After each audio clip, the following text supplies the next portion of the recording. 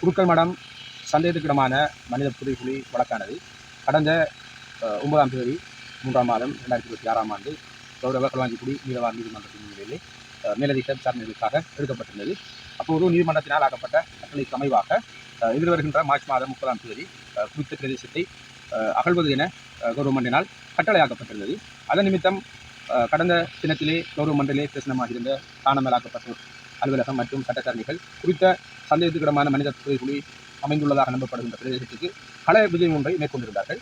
அந்த கள விஜயத்தின் போது குறித்த பிரதேசத்திலே ஏலவே கௌரவ மன்றினால் ஆக்கப்பட்ட கட்டளைக்கு அமைவாக குறித்த பிரதேசமானது ஒரு குற்ற பிரதேசமாக பிரகடனப்படுத்தப்பட்டு சோகோவினால் அந்த இடம் வந்து பிளாஸ்டிக் பட்டிகள் இடப்பட்டு பாதுகாக்கப்பட்ட ஒரு சூழ்நிலையிலே காணாமலாக்கப்பட்டோர் அலுவலகம் ஏனைய சட்டத்தரணிகள் குறித்த பிரதேசத்துக்கு விஜயம் ஒன்றை மேற்கொண்டிருந்த போது அந்த குறித்த இடத்திலே பௌதீக ரீதியான மாற்றங்கள் மேற்கொள்ளப்பட்டிருப்பதை அவதானிக்க முடிந்ததோடு அந்த பிளாஸ்டிக் பட்டிகளும் சூக்கோவினால் குற்றப்பிரதேசமாக பிரகடனப்படுத்தப்பட்டு அடையாளப்படுத்தப்பட்டிருந்த அந்த பிளாஸ்டிக் பட்டிகளும் அகற்றப்பட்டிருந்த நிலையிலே குறித்த விடயத்தினை நாங்கள் ஒரு நகர்த்தல் பிரேரணை வாயிலாக கௌரவ மன்றினுடைய அவதானத்தை கொண்டு வந்தோம். அதன் அடிப்படையிலே கௌரவ மன்றானது இன்று குறித்த குற்றப்பிரதேசத்திற்கு நேரடி விஜயம் ஒன்றை மேற்கொண்டு குறித்த பிரதேசத்தினை கள ஆய்வு ஒன்றை மேற்கொண்டுள்ளது.